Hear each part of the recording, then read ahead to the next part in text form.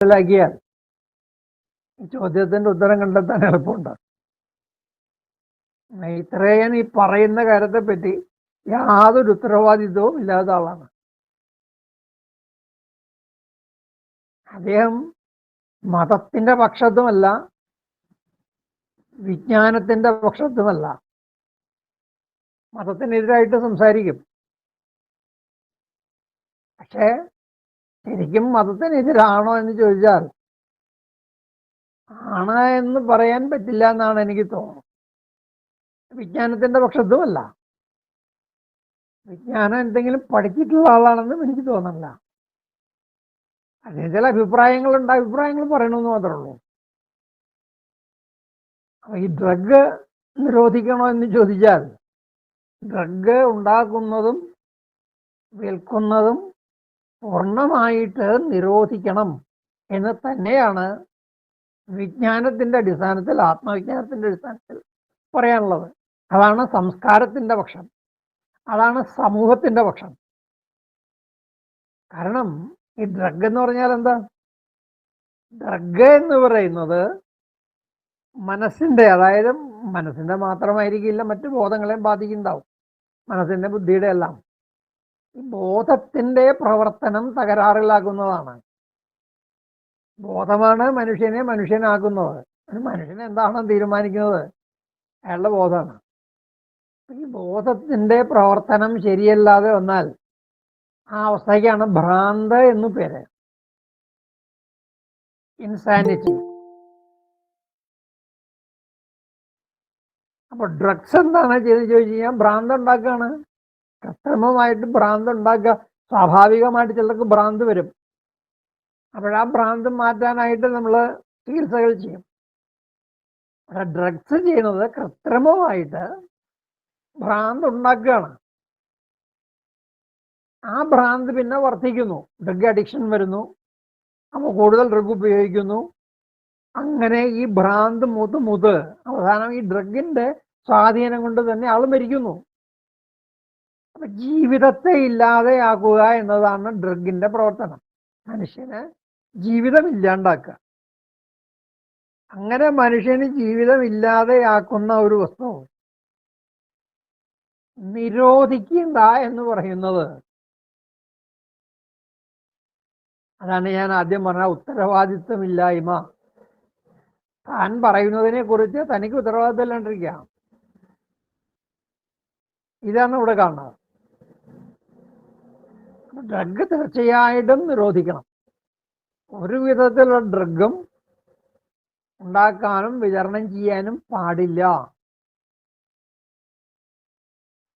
അതിനെ പിടികൂടാനും കർശനമായിട്ട് ശിക്ഷിക്കാനും നിയമമുണ്ടാവണം. ഡ്രഗ് കൊടുത്ത് മനുഷ്യന്റെ മനസ്സ് വികൃതമാക്കിയാൽ ആ മനുഷ്യനെ കൊണ്ട് എന്ത് വേണമെങ്കിലും ചെയ്യിക്കാം. അതുകൊണ്ടാണ് ഭീകരന്മാര് ഈ ഡ്രഗിന്റെ വിതരണം ഏറ്റെടുത്തിരിക്കുന്നത്. പ്രത്യേകിച്ച് മുസ്ലിം ഭീകരന്മാരാണ് ലോകത്തിലെ തന്നെ ഈ ഡ്രഗ് വിതരണത്തിന്റെ പ്രധാന ആളുകളാണ്. അവർ ഈ ഡ്രഗ്സ് കൊടുത്ത് ചെറുപ്പക്കാരുടെ ബോധം വികൃതമാക്കിയിട്ട് അവരെ ഭീകര പ്രവർത്തനത്തിന് ഉപയോഗിക്കുന്നു. അപ്പൊ അത് മതയുദ്ധത്തിന്റെ ഒരു അംഗം ആയി തീർന്നിരിക്കുകയാണ്. ജിഹാദിന്റെ ഒരംഗമായിട്ടുണ്ട് ഈ ലഹരി പ്രചരണം. ജിഹാദ് അസംഖ്യം തരത്തിലുണ്ട്. അതിൽ വളരെ അപകടം പിടിച്ച ഒന്നാണ് ഈ മയക്കുമരുന്ന്, ഡ്രഗ്സ് ഉപയോഗിച്ചുള്ള ജിഹാദ്. അതിനേക്കാൾ അപകടമാണ് റെഫ്യൂജി ജിഹാദ്. ഈ അഭയാർത്ഥികളാണെന്നും പറഞ്ഞ് ഇസ്ലാമിക രാജ്യങ്ങളിൽ നിന്ന് ഇസ്ലാം മതമില്ലാത്ത, ഇസ്ലാം മതത്തെ മാനിക്കാത്ത, വിജ്ഞാനത്തിൽ ജീവിക്കുന്ന യൂറോപ്പിലേക്കും അമേരിക്കയിലേക്കും കുടിയേറുക. എന്തിനാണ് യൂറോപ്പിലേക്ക് അമേരിക്കൻ കുടിയേറുന്നത്? അവിടെയാണ് വിജ്ഞാനമുള്ളത്, അവിടെയാണ് പുരോഗമനമുള്ളത്. അതാണ് മറ്റ് സമൂഹത്തിന് വഴി കാണിക്കേണ്ടത്. എങ്ങനെ ജീവിക്കണം, സമ്പത്തിന്റെ ഉൽപാദനവും വിതരണവും ഒക്കെ എങ്ങനെയാണ് വിജയകരമായിട്ട് ചെയ്യാൻ സാധിക്കും, ചെയ്ത് സന്തോഷത്തോടു കൂടി ജീവിക്കാൻ പറ്റുക. അതുപോലെ ലോകത്തിന്റെ എല്ലാ രഹസ്യങ്ങളും തുറന്ന് കാണിക്കുന്ന സയൻസ് ഉണ്ടാകുന്നത് അവിടെയാണ്. അവിടെ ചെന്ന് കയറി അതില്ലാണ്ടാക്കുക. ആര്യന്മാരുടെ ഉൽപ്പത്തികാലം മുതൽക്കുള്ള ചരിത്രം അതാണ്. ഒരു വിജ്ഞാനത്തെയും വളരാൻ സമ്മതിക്കില്ല, സത്യത്തെയും ധർമ്മത്തെയും നിലനിൽക്കാൻ അനുവദിക്കില്ല, നീതിയെ നിലനിൽക്കാൻ അനുവദിക്കില്ല. സ്വന്തം അന്ധവിശ്വാസങ്ങളും ദുരാചാരങ്ങളും മാത്രം എല്ലാവരും അംഗീകരിച്ച് ലോകം മുഴുവൻ അങ്ങനെ ജീവിക്കണം. ഇത് ഇസ്ലാമിന്റെ ആശയമല്ല, ഇത് ആര്യന്മാരുടെ ആശയമാണ്. ആര്യവംശത്തിന്റെ സ്വഭാവം ആണ് ഇസ്ലാമിലേക്ക് വന്നത്. കാരണം ഇസ്ലാം മതം എന്ന് പറയും 99% ആര്യന്മാരാണ്.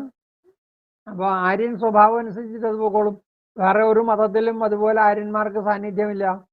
ആര്യന്മാരില്ലാത്തവരുടെ സംഖ്യ കൂടുതലാണ്. അതുകൊണ്ട് ആ മതങ്ങളെ ആര്യന്മാരെ വിചാരിക്കുന്നത് പോലെ കൊണ്ടുപോകാൻ പറ്റില്ല.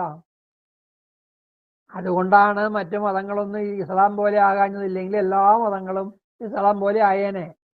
ഇസ്ലാം പോലെ ആകാൻ വേണ്ടിയിട്ടാണ് ആര്യന്മാര് എല്ലാ മതങ്ങളും സ്ഥാപിച്ചത്.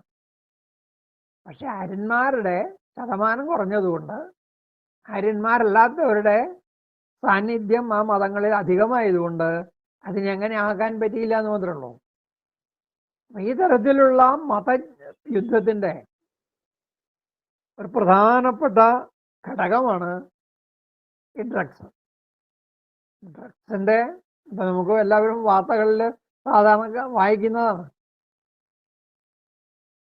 ഈ ഡ്രഗ് ഉപയോഗിച്ചിട്ടുള്ള ജിഹാദ്.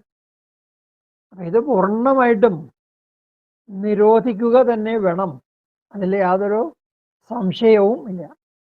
അതിർത്തിയില്ലാത്ത ലോകമാണ്. ഇതൊരു ഭ്രാന്തൻ സങ്കല്പമാണ്.